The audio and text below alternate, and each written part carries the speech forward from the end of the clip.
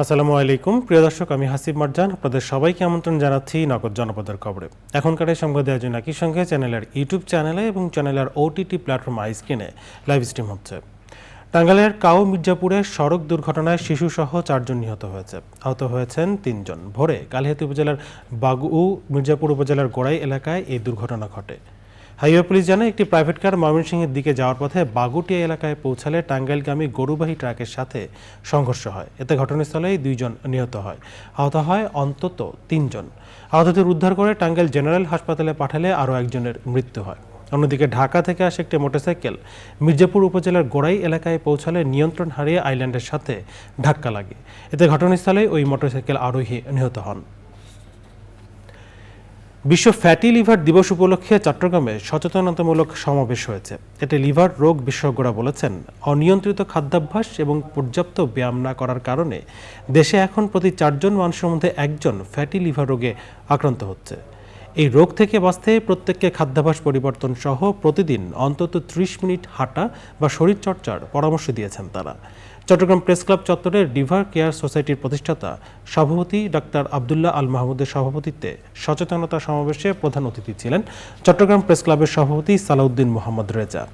বক্তৃতা করেন ডিআইজি মোহাম্মদ মুসলিম উদ্দিন, প্রেস ক্লাবের সিনিয়র সহ সভাপতি চৌধুরী ফরিদ, লিভার কেয়ার সোসাইটির সাধারণ সম্পাদক ডক্টর তারেক শামস ও অন্যরা। পরে একটি সচেতনতামূলক র্যালি বের করা হয়। এবারে প্রতিনিধিদের পাঠানো তথ্য ও ভিডিওচিত্র নিয়ে সাদি আহমদের রিপোর্ট।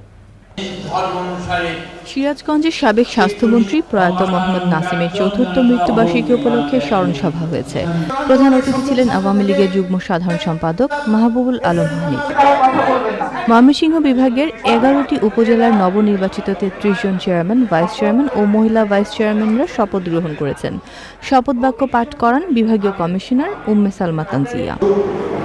পরিবার পরিকল্পনা অধিদপ্তরের সাবেক মহাপরিচালক রোকেয়া পদকপ্রাপ্ত ডাক্তার হালিদা খানুম আক্তারের লেখা সম্ভ্রম যোদ্ধা, সেবা সদন ও একজন ডাক্তার হালিদা গ্রন্থ নিয়ে আলোচনা সভা হয়েছে রংপুরে। ভাষা সৈনিক ও মুক্তিযুদ্ধের সংগঠক মোহাম্মদ আফজালের সভাপতিত্বে সভায় প্রধান অতিথি ছিলেন সাবেক সংসদ সদস্য হোসনে আরা লুৎফা ডালিয়া।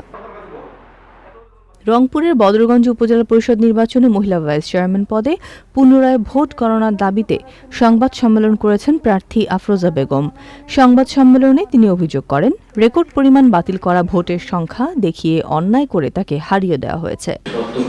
সড়ক দুর্ঘটনায় চট্টগ্রাম প্রকৌশল ও প্রযুক্তি বিশ্ববিদ্যালয়ের নিহত 2 ছাত্রের পরিবারকে 20 লাখ ও আহত ছাত্রকে 2 লাখ টাকার আর্থিক সহায়তা দেওয়া হয়েছে।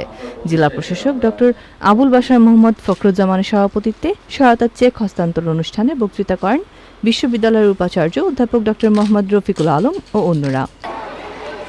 ভোলার দৌলতখান উপজেলার সুখদেব মদন মোহন উচ্চ বিদ্যালয় মাঠে কৈশোর মেলা হয়েছে।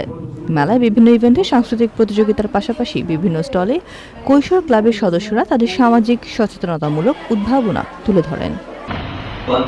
নোয়াখালীতে নিকা রেজিস্ট্রারদের দক্ষতা বৃদ্ধি ও বাল্যবিবাহ নিরোধে উদ্বুদ্ধকরণ বিষয়ক কর্মশালা হয়েছে। প্রধান অতিথি ছিলেন জেলা প্রশাসক দেওয়ান মাহবুবুর রহমান। নোয়াখালীতে বিভিন্ন রোগে আক্রান্ত 316 জন রোগীকে আর্থিক সহায়তার চেক বিতরণ করা হয়েছে। উপকারভোগীদের হাতে চেক তুলে দেন জেলা প্রশাসক দেওয়ান মাহবুবুর রহমান। গাজীপুরের কালীগঞ্জ উপজেলার নলছাটা এলাকায় কালীগঞ্জ হাইওয়ে রোড ও রেল সড়কের কাছের জায়গায় একটি ইন্ডাস্ট্রি কার্যক্রম শুরু করার দাবিতে জেলা প্রশাসকের কার্যালয়ের সামনে মানববন্ধন করেছে এলাকাবাসী। বাংলাদেশ হোমিওপ্যাথিক চিকিৎসা ও শিক্ষা কাউন্সিলের চেয়ারম্যান ডক্টর দিলীপ কুমার রায়ের বিরুদ্ধে অপপ্রচারের ঘটনায় বাগেরহাটে মানববন্ধন কর্মসূচি ও প্রতিবাদ সভা করেছে হোমিওপ্যাথিক চিকিৎসকরা। Sadia Omar, channel I. নগদ জনপদের খবরে আজকের আয়োজন এ পর্যন্তই। পরবর্তী কৃষি সংবাদ দেখার আমন্ত্রণ জানিয়ে এখানেই শেষ করছি। ধন্যবাদ সবাইকে।